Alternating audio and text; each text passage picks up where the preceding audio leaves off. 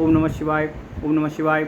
ओम नमः शिवाय। ओम नमो भगवते वासुदेवाय। ओम देवकी सुत गोविंद वासुदेव जगतपति देहि में तनिम कृष्ण त्वाम अहम शरणम गतः। अथ श्री वायुपुराण उत्तरार्धे त्रिंशोऽध्यायः चंद्रवंश कीर्तनम। ओम नमः शिवाय। ओम नमः शिवाय। सूतवाच एते पुत्रा महात्मानः पञ्चैवासन् महाबलाः स्वरभानुर्तनया विप्रा प्रभयां जग्गिरे नृपः। नहुषा प्रथमस्तेषां पुत्रधर्मा ततः स्मृतः धर्मवृद्धात्मजश्चैव सुतहोत्रो महायशाम्। सुतहोत्रस्य दायादास्त्रयः परमधार्मिकाः कासः सलश्च द्वावेतौ तथा घृतसमदः प्रभुः। पुत्रो घृतसमदस्यापि शुनको यस्य शौनकः ब्राह्मणः क्षत्रियाश्चैव वैश्याः शूद्रास्तथैव च। एतस्य वंशे सम्भूता विचित्रे कर्मभिर्द्विजः सलात्मजो ह्राष्टिशेषणश्चरन्तस्य चात्मजः शौनकाश्चाष्टिशेणाश्च छात्रोपेता दुजातया। कासस्य कासयो राष्ट्रः पुत्रो दीर्घतपास्तथा धर्मश्च दीर्घतपसो विद्वान् धनवन्तरस्थितः तपसा सुमहातेजा जातो वृद्धस्य धीमता। अथैनामृषयः सूतं वाक्यमिदं पुनः ऋषयः ऊचु कथं धनवन्तरिर्देवो मानुषेष्वः जज्ञिवान् एतद्वेदितुमिच्छामस्ततो ब्रूहि प्रियं तथा। सूतवाच धनवन्तरे सम्भवोऽयं श्रूयतामिह वै द्विजा सा सम्भूतः समुद्रान्ते मध्यमाने मृते पुरा उत्पन्नः सकलात् पूर्वं सर्वतश्च श्रियावृतः सर्वसंसिद्धकायं तं दृष्ट्वा विष्टम्भितः स्थितः। अजस्त्वामिति होवाच तस्मादजस्तु सा स्मृतः। अजः प्रोवाच विष्णुं तं तनयोऽस्मि तव प्रभो विधत्स्व भागम स्थानं च मम लोके सुरोत्तम। ओम नमः शिवाय। एवमुक्ता सा दृष्ट्वा तु तथ्यं प्रोवाच सा प्रभु क्रतो यज्ञ विभागस्तु यज्ञरयैर्हि सुरैस्तथा वेदेषु विधियुक्तं च विधिओत्रं महर्षिभिः न शक्यामि न होमो वै तुल्यं कर्तुं कदाचन। अर्वाक्सुतोऽपि हे देवो नाम मन्त्रोऽसि वै प्रभो द्वितीयायां तु सम्भूत्यां लोके ख्यातिं गमिष्यति अणिमादियुता सिद्धिर्गभस्तस्य। ओम नमः शिवाय। ओम नमः शिवाय। ओम नमः शिवाय। ओम नमो भगवते वासुदेवाय। ओम देवकी सुत गोविंद वासुदेव जगतपति देहि तनियं कृष्ण त्वाम अहम शरणं गतः। अथ चात्वं पुनश्चैव अणिमादि सिद्धिर्गभस्तस्य भविष्यति तेनैव च शरीरेण देवत्वं प्राप्स्यसि प्रभो। ओम नमः शिवाय।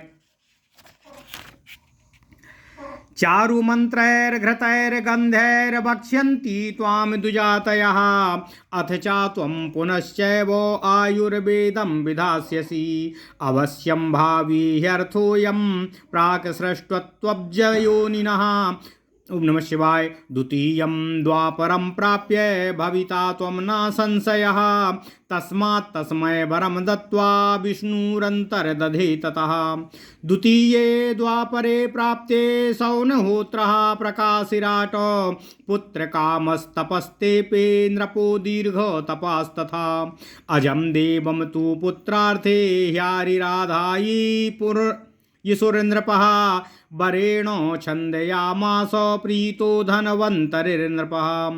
ओम नमः शिवाय। नृपवाच भगवान् यदि तुष्टस्त्वं पुत्रो मे धृतिमान् भवा तथेति समनुज्ञाय तत्रैवान्तरधीयतो तस्य गेहे समुत्पन्नो देवो धनवन्तरिस्तथा काशीराजो महाराजः सर्वरोगप्रणाशनः आयुर्वेदं भरद्वाजश्चकार सभिसक्रियं तं दृष्ट्वा पुनर्व्यस्य शिष्येभ्यः प्रत्यपादयत धन्वन्तरी सुतश्चापि केतुमानिति विश्रुता अथ केतुमतः पुत्रो विप्रो भीमरथो नृपः दिवोदास इति ख्यातो वाराणस्याधिपो भवतो एतस्मिन्नेव काले तु पुरी वाराणसी पुरा शून्यां विवेशयामास क्षेमको नाम राक्षसः सप्ताही सा पुरी पूर्वम् निकुम्भेन महात्मना शून्यावर्षसहस्रं वै भवित्रीति पुनः पुनः तस्यां तु सप्तमात्रायां दिवोदासः प्रजेन्नरः विषयान्ते पुरीं रम्यां गोमत्यां सन्न्यवेशयतो ऋषयः ऊचु वाराणसीं किमर्थं तां निकुम्भः सप्यवान् पुरा निकुम्भश्चापि धर्मात्मा सिद्धक्षेत्रं सशापया सूतवाचो दिवोदासस्तु राजर्षिर्नगरीं प्राप्य पार्थिवः वसते सा महातेजा स्फीतायां वै नराधिपम् एतस्मिन्नेव काले तु कृतदारो महेश्वरः देव्या सह प्रिये कामस्तु वसानः स्वासुरान्तिके देवज्ञया पारिषदा विश्वरूपास्तपोधना पूर्वोक्तम रूप विशेषस्तोषयन्ती महेश्वरीं हृष्यति तैर्महादेवो मेना नैव तु हृष्यति जुगुप्सते सा नित्यं च देवं देवीं तथैव च मम पार्श्व त्वनाचारास्तव भर्ता महेश्वरा दरिद्रः सर्वम् एवेह अक्लिष्टं लडते नघे मात्रा तथोक्ता वचसा स्त्री स्वभावान्न चाक्षमत स्मितं कृत्वं तु वरदा अहय पार्श्वमथागमत विषण्वा वदना देवी महादेवं भासत नेह त्वस्याम्यहं देवो नय मां स्वं निवेशनं तथोक्तस्तु महादेवः सर्वलोकान्नवेक्षयः वासार्थं रोचयामास पृथिव्यां तु द्विजोत्तमाः वाराणसी महातेजा सिद्धक्षेत्रं महेश्वरः दिवोदासेन तां त्वां निविष्टा नगरीं भवः। ओम नमः शिवाय। पार्श्वस्थं सा समाहूय गणेशं क्षैमकं ब्रवीत। ओम नमः शिवाय। गणेश्वर पुरीं गत्वा शून्यां वाराणसीं कुरु मृदुना चाभ्युपायेन अतिवीर्य सा पार्थिवः ततो गत्वा निकम्भस्तु पुरीं वाराणसीं पुरा स्वप्ने सन्दर्शयामास मंकनं नाम नापितं श्रेयस्तेऽहं करिष्यामि स्थानं मे रोचया नघा मद्रूपां प्रतिमां कृत्वा नगरयन्ते निवेशये तथा स्वप्ने यथा दृष्टं सर्वं कारितवान् द्विजा नगरीर्द्वार्यनुज्ञाप्य राजानं तु यथा विधि पूजा तु महती चैव नित्यमेव प्रयुज्यते गन्धैर्धूपैश्च माल्यैश्च प्रेक्षणीयैस्तथैव च अन्नप्रदानयुक्तैस्तो अत्यन्त्युतभविमदा भवतो एवं सम्पूज्यते तत्र नित्यमेव गणेश्वरः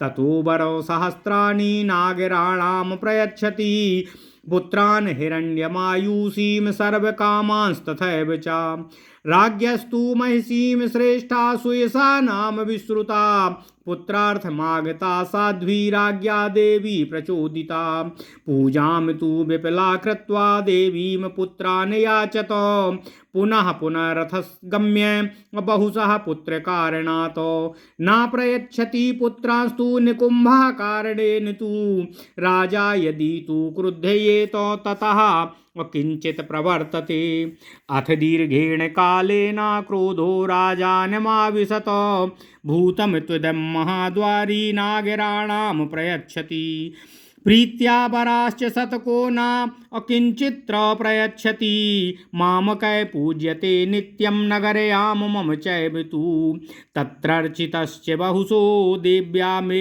तत्र कारणात् न ददाति च पुत्रं मे कृतघ्नो बहुभोजनाम् अतो नार्हति पूजा तु मत्सकाशात् कञ्चन तस्मात् नाशयिष्यामि तस्य स्थानं दुरात्मनः एवं तु सा विनिश्चित्य दुरात्मा राजकिल्बिषी स्थानं गणपतेस्तस्य नाशयामास दुर्मति भग्नमायतनं दृष्ट्वा राजा नामगमत्प्रभु यस्मादनापराधं मे त्वया स्थानं विनाशितम् आकस्मात् तु पुरी शून्या भवित्री तेन राधिप ततस्तेन तु शापेन शून्या वाराणसी सदा सप्त्वापुरीं निकुम्भस्तु महादेव मथानयत शून्यां पुरीं महादेवो निर्ममे परमात्मना तुल्यां देवो विभूत्यास्तु दैत्याश्चैव महात्मना रमते तत्र वै देवी रममाणो महेश्वरा नारतिं तत्र वै देवीं लभते ग्रहा विस्मयात् देव्या क्रीडार्थमीशानो देवो वाक्यं मथाब्रवीत नाहं स्म विमुक्ष्यामि अविमुक्तं हि मे गृहं प्रहस्य नामथोवाच अविमुक्तं हि मे गृहं नाहं देवी गमिष्यामि गमस्वेह वसाम्यहं तस्मात् तदविमुक्तं हि प्रोक्तं देवेन वै स्वयम् एवं वाराणसी सप्त्वा अविमुक्तं च कीर्तितं यस्मिन् वसति वै देवा सर्वदेवो नमस्कृतः योगेषु त्रिषु धर्मात्मा सह देव्या महेश्वरः अन्तर्धानं कलौ याति तत्पुरं तु महात्मना अन्तर्हिते पुरे तस्मिन् पुरी सा वसते पुनः एवं वाराणसी सप्त्वा निवेशं पुनरागता भद्रसेण्यस्य पुत्राणां शतमुत्तं धन्विनाम हत्वा निवेशयामासो दिवो दासो नराधिपा भद्रसेण्यस्य राज्यं तु हृतं तेन बलीयसा भद्रसेण्यस्य पुत्रस्तु दुर्दमो नाम नामतः दिवो दासेन बालेति घृणया सह विवर्जितः दिवो दासाद् द्रसद्वत्यां वीरो यज्ञे प्रतर्दना तेन पुत्रेण बालेन प्रहरतं तस्य वै पुनः वैरस्यान्तं महाराज्ञा तदा तेन विधित्सता प्रतर्दनस्य पुत्रौ द्वौ वत्सो गर्गश्च विश्रुतः वत्सपुत्रो ह्यलर्कस्तु सन्नतिस्तस्य चात्मजः अलर्कं प्रति राजर्षि गीतश्लोको पुरातनो षष्टिवर्षसहस्राणि षष्टिवर्षशतानि च युवारूपेण सम्पन्नो ह्यलर्कः काशी सत्यमः लोपामुद्रा प्रसादेन परमायुर्वाप्तवान्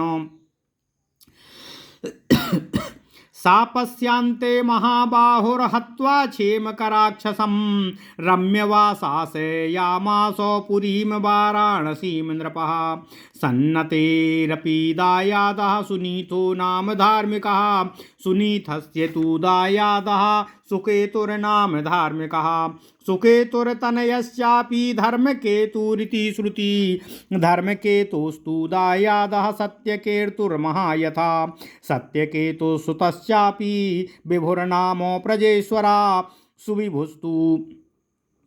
सुविभुस्तु विभोः पुत्रा सुकुमारस्तथा स्मृतः सुकुमारस्य पुत्रस्तु धृष्टकेतुः सा धार्मिकः धृष्टकेतेस्तु दायादो वेणुहोत्रः प्रजेश्वरः वेणुहोत्रो सुतश्चापि गार्ग्यो वै नाम विश्रुतः गार्गस्य गर्भ भूमिस्तु वात्स्यो वात्सस्य धीमितः ब्राह्मणा क्षत्रियाश्चैव तयोः पुत्राः सुधार्मिका विक्रान्ता बलवन्तश्च सिंहतुल्य पराक्रमा इत्येते काश्यपा प्रोक्ता रजेरपि निबोधत रजेः पुत्रो शतान्यासन्यश्च वीर्यपतो भुवि राजेयमिति विख्यातं क्षत्रमिन्द्र भयावहं तथा दैवासुरे युद्धे समुत्पन्ने सुदारुणे दैवाश्चैवासुराश्चैव पितामहामथा ब्रुवन् अवयोर्भगवन् युद्धे विजेता को भविष्यति ब्रूहि नः सर्वलोकेषु श्रोतुमिच्छामहे वयम् ब्रह्मोवाच ये सामर्थाय संग्रामे रजीरातायुधा प्रभो योत्स्यस्ते ते विजेध्यन्ति त्रीन् लोकान्नात्र संशयः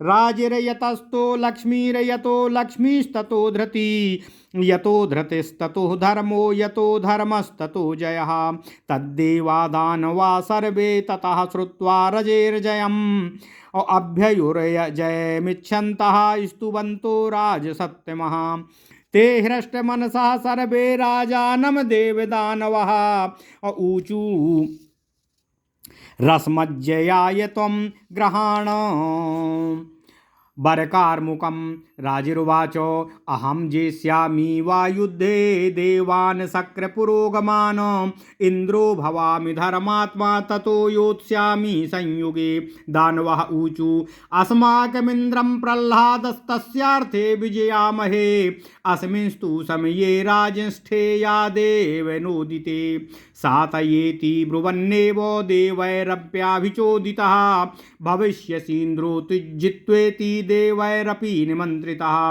जघान दानवान् सर्वान् समक्षं वज्रपाणिना स विप्रनष्टा देवानां परमश्री श्रियंबसी निहत्य दानवान् सर्वान् जहार रजिः प्रभु तं तथा तु रजिं तत्र देवै सह सतक्रतु रजिपुत्रोऽहमित्युक्त्वा पुनरेवाब्रवीद्विजा इन्द्रोऽसि राजन् देवानां सर्वेषां नात्र संशया यस्माहदिन्द्रपुत्रस्ते ख्यातिं यास्यामि शत्रुहन् सा तु शक्रवचा श्रुत्वा वञ्चितस्तेन मायया तथेत्येवाब्रवीद्राजा प्रीयमाणा सतक्रतुम् तस्मिंस्तु देवसदृशे दिवं प्राप्ते महीपतो दायाद्यमिन्द्रादाजाहुरुचारं तनया रजे तानि पुत्रशतान्यस्य तच्च स्थानं सचीपते सक्रमा समक्रामन्त बहुधा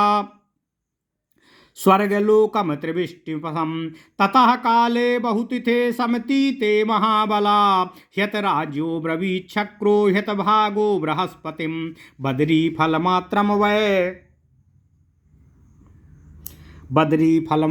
वै पुरोडासं विधस्त्वा मे ब्रह्मणसे येन तिष्ठेयं तेजसाप्यायितस्ततः ब्रह्मण क्रसोऽयं विमना हृतराज्यो हतासना हतौजा दुर्बलो मूढो रजिपुत्रः प्रसीद मे बृहस्पतिरुवाच यद्येव चोदितः शक्रो त्वया स्याम पूर्वमेव हि नाभविष्यत्वप्रीत्यार्थं नाकर्तव्यं ममानघः प्रयतिष्यामि देवेन्द्र त्वद्धितार्थं महाद्युते तथा भागं च राज्यं च अचिरात् प्रतिपश्यते तथा शक्रो गमिष्यामि मा भूते विक्लवं मनः ततः कर्म चकारास्य तेजः संवर्धनं महतो तेषां च बुद्धिसम्मोहम् अकरोद् बुद्धिः सत्तमः ते यदा ससूता मूढ़ा रागोन्मत्ता विधर्मिणः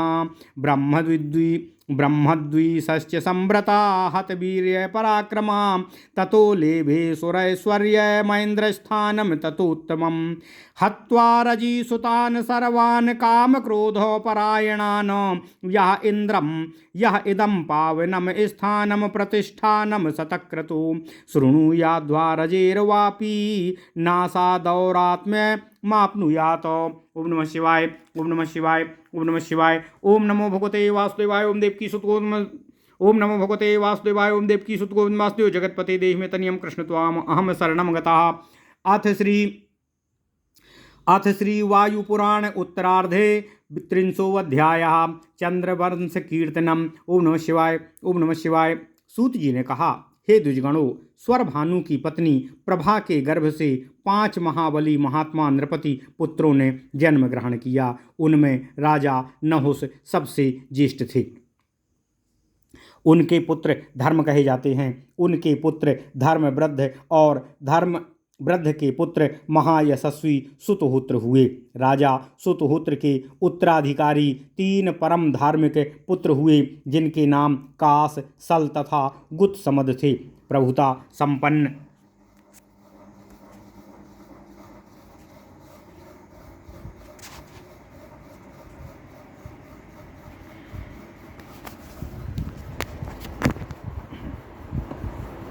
ओम नमः शिवाय। अथ श्री वायुपुराण उत्तरार्ध 300 अध्याय चंद्रवंश कीर्तनम। सूत जी ने कहा, हे द्विजगणों, स्वरभानु की पत्नी प्रभा के गर्भ से 5 महाबली महात्मा नृपति पुत्रों ने जन्म ग्रहण किया। उनमें राजा नहुस ज्येष्ठ थे। उनके पुत्र धर्म कहे जाते हैं। उनके पुत्र धर्मवृद्ध और धर्मवृद्ध के पुत्र महायशस्वी सुतहोत्र हुए। राजा सुतहोत्र के उत्तराधिकारी 3 परम धार्मिक पुत्र हुए, जिनके नाम कास, सल तथा गुत्समद थे। प्रभुता संपन्न राजा गुत्समद के पुत्र सुनक हुए और उनके पुत्र सौनक हुए। हे द्विजगणों, इन्हीं सौनक के वंश में विभिन्न कर्मों के फलस्वरूप ब्राह्मण, क्षत्रिय, वैश्य तथा शूद्र इन चारों वर्णों की उत्पत्ति हुई। सल के पुत्र अर्ष्टिसेन हुए। उनके पुत्र चरंत हुए। सौनक तथा अर्ष्टिसेन के वंशज ब्राह्मण तथा क्षत्रिय दोनों वर्णों में हुए। कास के कायस, राष्ट्र और दीर्घतपा नामक पुत्र हुए। दीर्घतपा के पुत्र धर्म तथा धर्म के पुत्र धनवंतरी हुए। ज्ञानी धर्म द्वारा वृद्धा अवस्था में ही की गई तपस्या के फलस्वरूप महातेजस्वी धन्वंतरी का जन्म हुआ। यह सुनकर ऋषियों ने पुनः सूत जी से पूछा। ऋषियों ने पूछा, हे सूत जी, देव धन्वंतरी इस मनुष्य लोक में किस प्रकार उत्पन्न हुए, यह हम जानना चाहते हैं। हमारे लिए प्रिय इस विषय का आप वर्णन करने की कृपा करें। सूत जी बोले, हे विप्रवंद्र, धन्वंतरी की उत्पत्ति कथा का मैं आप लोगों से वर्णन कर रहा हूँ, आप उसे सुने। पूर्व काल में समुद्र मंथन के समय धन्वंतरी की उत्पत्ति हुई थी। समुद्र से उत्पन्न होने वाले में सुंदर स्वरूप वाले धन्वंतरी प्रथम थे। उन्हें सर्वप्रथम देह युक्त देखकर सभी आश्चर्यचकित रह गए थे। उस समय भगवान श्री हरि विष्णु ने कहा कि तुम अज हो, इसी नाम से वे विख्यात हुए। इसके पश्चात अज ने विष्णु से कहा, हे प्रभु, मैं आपका पुत्र हूँ, इसलिए हे सुरश्रेष्ठ, आप लोकों में मेरे लिए स्थान तथा यज्ञ भाग निश्चित करने की कृपा कीजिए।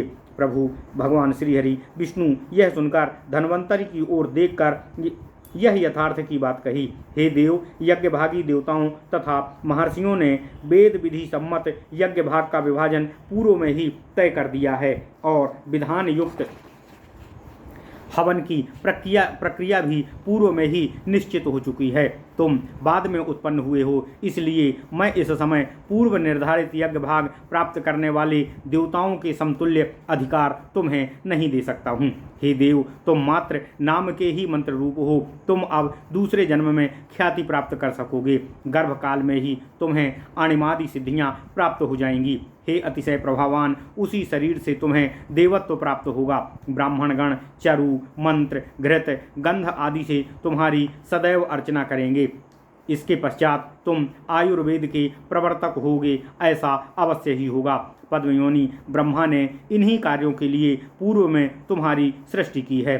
द्वितीय द्वापर युग में तुम्हारी उत्पत्ति होगी, इसमें कोई संदेह नहीं है। इस प्रकार का वरदान देकर भगवान श्री हरि विष्णु वहाँ से अंतर्ध्यान हो गए। द्वितीय द्वापर युग में काशीराज सुनहोत्र के वंशज राजा दीर्घतपा ने पुत्र प्राप्ति की कामना से तपस्या की। उन्होंने उस तपस्या में अजदेव की ही आराधना की। उनकी तपस्या से प्रसन्न होकर धन्वंतरी ने उनसे वरदान मांगने को कहा। राजा बोले, हे भगवान, यदि आप मुझ पर प्रसन्न हैं तो आप मेरे धर्मात्मा पुत्र के रूप में उत्पन्न होने की कृपा करें। ऐसा ही हो, यह कहकर धन्वंतरी अंतर्ध्यान हो गए। कुछ समय पश्चात धन्वंतरी उन राजा दीर्घतपा के गृह में उत्पन्न हुए। फिर वे महाराज काशीराज होकर सभी रोगों के निदान करता हुए। ऋषि भरद्वाज ने सभी औषधियों की संपूर्ण प्रक्रियाओं सहित आयुर्वेद का प्रणयन किया और उसको 8 भागों में बांटकर अपने शिष्यों को उसकी शिक्षा दी। धन्वंतरि के पुत्र केतुमान के नाम से विख्यात हुए। केतुमान के पुत्र प्रतापवान राजा भीमरथ हुए। वे ही राजा भीमरथ वाराणसी के राजा देवोदास के नाम से विख्यात हुए। उन्हीं के राज्यकाल में क्षेमक नामक राक्षस वाराणसी में आ गया और वाराणसी सूनी हो गई। पूर्व काल में महात्मा निकुंभ ने इस पुरी के प्रति इस प्रकार का शाप दिया था कि सहस्त्र वर्षों तक बार बार यह पुरी जनशून्य रहेगी। वाराणसी के इस प्रकार शापग्रस्त होने पर राजा देवोदास ने उन्हें छोड़कर गोमती के मनोहर तट पर अपनी राजधानी बनाई। ओम नमः शिवाय, ओम नमः शिवाय, ओम नमः शिवाय, ओम नमः शिवाय। ऋषियों ने कहा निकुंभ ने वाराणसी को क्यों शाप दिया? धर्मात्मा होकर निकुंभ ने उस सिद्ध क्षेत्र को शाप क्यों दिया? सूत जी बोले, महातेजस्वी तथा प्रजापालक राजर्षि देवोदास अपनी सुसमृद्ध राजधानी वाराणसी धाम में निवास कर रहे थे। उसी समय भगवान महेश्वर ने पार्वती को पत्नी रूप में ग्रहण किया। पत्नी पार्वती की प्रसन्नता के लिए वे अपने ससुर हिमवान के घर पर ही निवास कर रहे थे। उनकी आज्ञानुसार उनके पार्षदगण तथा विश्वरूपी तपोधन गण पूर्व में कहे गए विशेष रूप धारण कर माहेश्वरी पार्वती को प्रसन्न किया करते थे। महादेव जी भी इससे प्रसन्न रहते थे, किंतु उनकी सास मैना को इससे जरा भी प्रसन्नता नहीं हो रही थी और वे मन ही मन महादेव तथा महादेवी पार्वती की निंदा किया करती थीं। एक दिन उन्होंने पार्वती से कहा, हे निष्पापे, तुम्हारे पति महेश्वर मुझे अनाचारी जान पड़ते हैं। अत्यंत दरिद्र होते हुए भी वे सदा व्यर्थ के नृत्य गीत में ही संलग्न रहते हैं। माता मैना के इस प्रकार कहने को स्त्री स्वभाववश देवी उमा सह न सकीं। वरदायिनी उमा थोड़ा हंसकर महादेव जी के समीप आईं और खिन्न मन से बोलीं, हे देव, अब मैं यहाँ नहीं रहूँगी, आप मुझे अपने निवास स्थान ले चलिए। देवी के ऐसा कहने पर महादेव ने सभी लोकों में अपने रहने योग्य स्थान देखा। हे द्विजोत्तम वृंद, समस्त भूमंडल में सिद्ध क्षेत्र वाराणसी को ही महातेजस्वी महेश्वर ने अपने निवास स्थान के योग्य मनोनीत किया। भगवान भव ने उस वाराणसी नगरी को राजा देवोदास के अधीन जानकर अपने पास स्थित गणेश्वर क्षेमक को बुलाया और कहा, हे गणेश्वर, तुम वाराणसी जाओ और उसे खाली कराओ, किंतु इसके लिए तुम अकठोर उपाय ही आलंबन करना, क्योंकि वहाँ का राजा देवोदास अत्यंत पराक्रमी है। महादेव के आदेश से गणपति निकुंभ वाराणसी के लिए प्रस्थान किया और वहाँ पहुंचकर मंकन नामक नाई को स्वप्न में दिखाई दिया और उससे कहा, हे अनघ, हे मैं तुम्हारा कल्याण करूंगा। तुम मेरे लिए एक स्थान का चयन करो, मेरी मूर्ति बनाकर उसे नगर की अंतिम सीमा पर स्थापित करो। हे द्विजगण, उस नाई ने स्वप्न में देखी सभी बातों को पूरा किया। राजा से आज्ञा प्राप्त कर यथाविधि नगर के द्वार पर मूर्ति की स्थापना की। नित्य प्रति समारोह पूर्वक पूजा करने लगा। गंध, धूप, पुष्प, माला, अन्न तथा अनेक प्रकार के द्रव्यों द्वारा उस मूर्ति की पूजा होने लगी। क्रमशः वह पूजा कार्य लोगों के लिए अद्भुत विषय प्रतीत होने लगा। इस प्रकार गणेश्वर नित्य ही पूजित होने लगे। उन्होंने भी नगर निवासियों को सहस्त्रों प्रकार के वरदान प्रदान किए। पुत्र, सुवर्ण, आयु तथा अन्य सभी मनोरथ लोगों को प्राप्त होने लगे।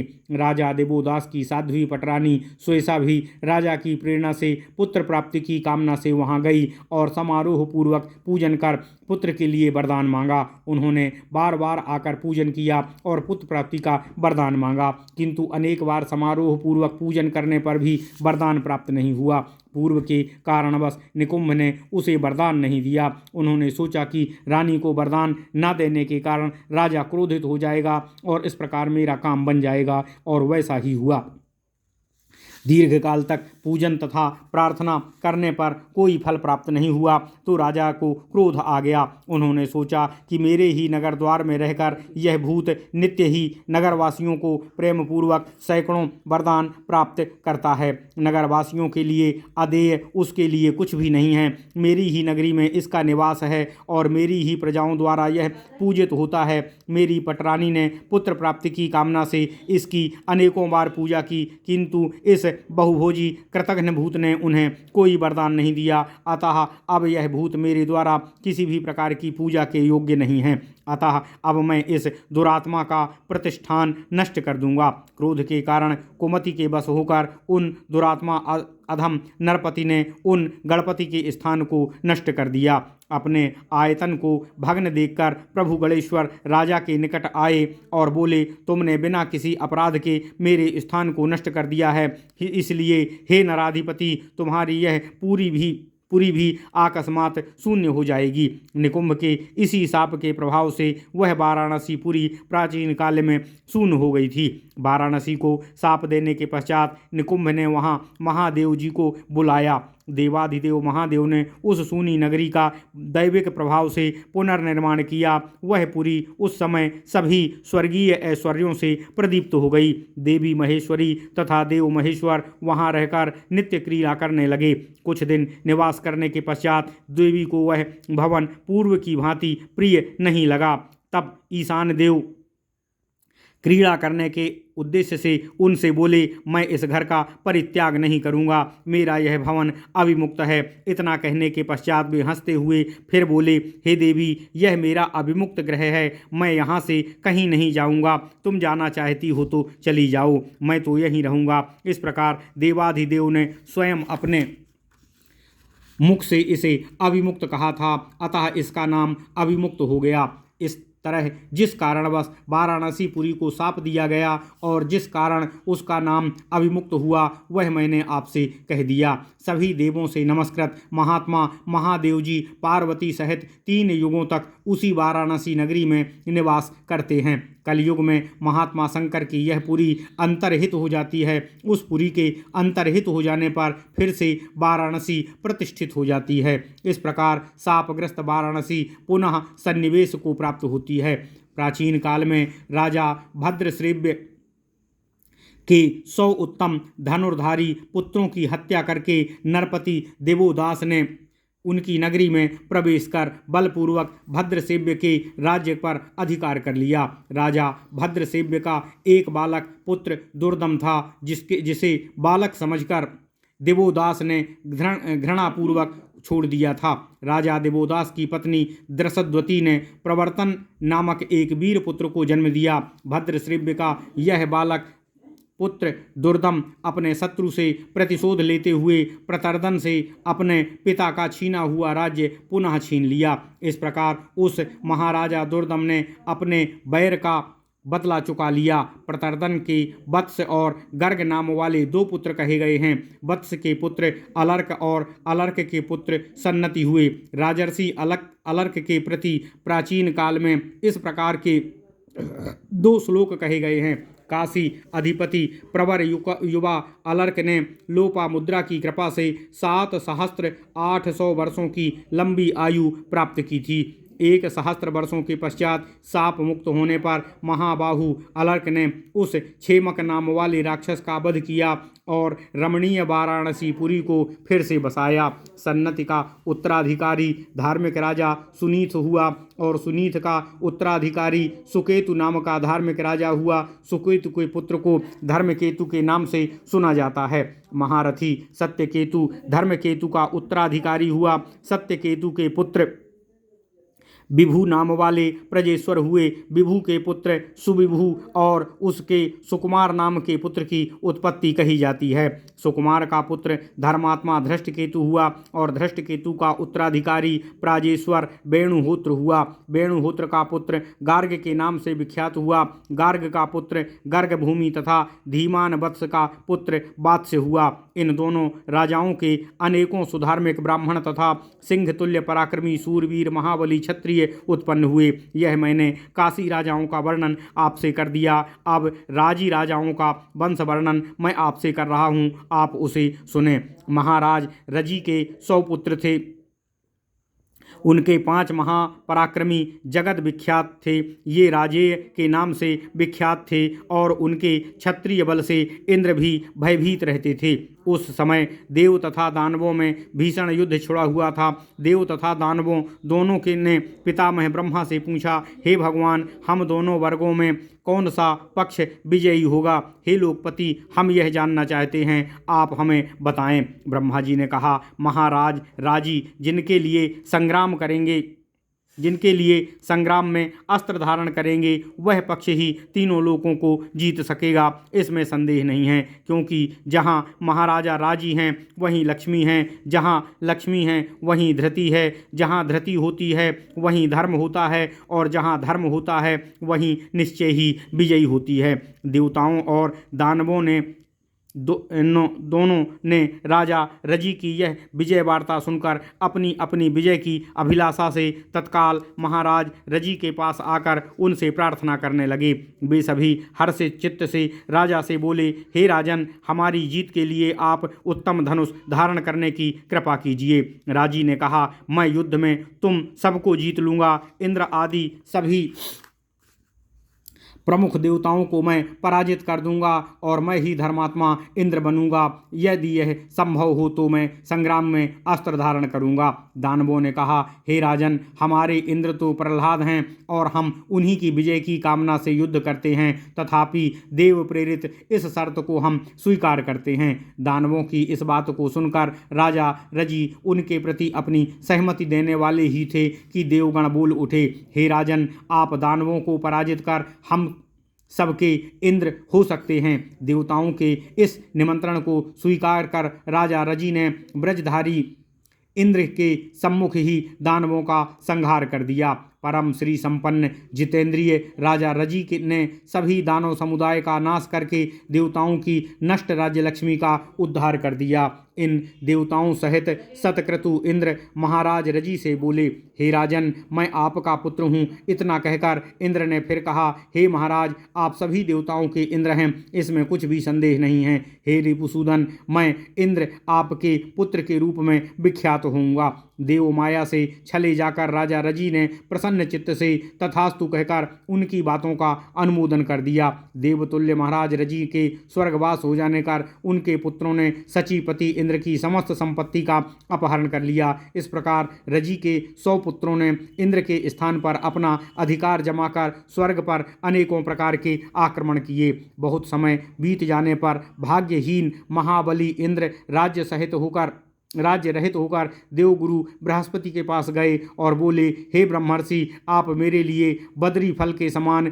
पुरोडास भाग बनाने की कृपा करें। मैं आपके ही तेज से आप्यायित होकर अवस्थित रहूँगा।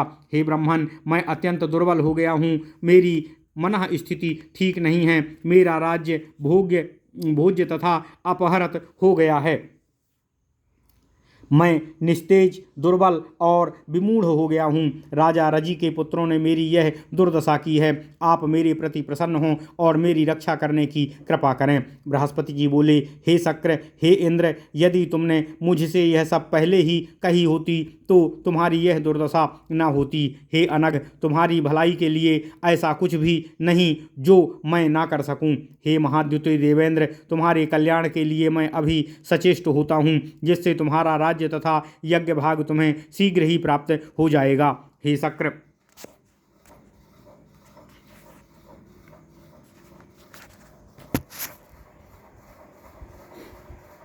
शक्र, अब तुम अपनी विकलता को त्याग दो। इंद्र को इस प्रकार का आश्वासन देकर गुरुदेव बृहस्पति ने इंद्र का तेज वर्धनकारी महान अनुष्ठान किया। अतिशय बुद्धिमान बृहस्पति ने रजी पुत्रों को की बुद्धि को मोहित कर दिया। उनकी बुद्धि भ्रष्ट हो गई। पुत्रों समेत वे विधर्मी होकर रोगग्रस्त और उन्मत्त हो गए। ब्राह्मणों से द्वेष के कारण उनके पराक्रम तथा बल का विनाश हो गया। जब वे सब काम क्रोध तथा मोह में पूर्ण ग्रसित हो गए, तब इंद्र ने उनके साथ सबका वध कर दिया और देवताओं के स्वामित्व का उत्तम पद पुनः प्राप्त कर लिया। जो व्यक्ति सतक्रतु इंद्र के पुनः देवेंद्र पद की प्राप्ति तथा महाराज रजी का यह परम पवित्र आख्यान पढ़ता या सुनता है, वह कभी दुर्गति को प्राप्त नहीं होता है। ओम नमः शिवाय। इति श्री वायु महापुराणे वायु प्रोक्ते रजी युद्धम नाम 300 अध्यायः। इस प्रकार श्री वायु महापुराण में उत्तरायण में रजी युद्ध वर्णन नामक 30वां अध्याय पूर्ण हुआ। ओम नमः शिवाय। ओम नमः शिवाय। ओम नमः शिवाय। ओम नमो भगवते वासुदेवाय। ओम देवकी सुत गोविंद वासुदेव जगतपति देहि में तनियम कृष्ण त्वाम अहम शरणम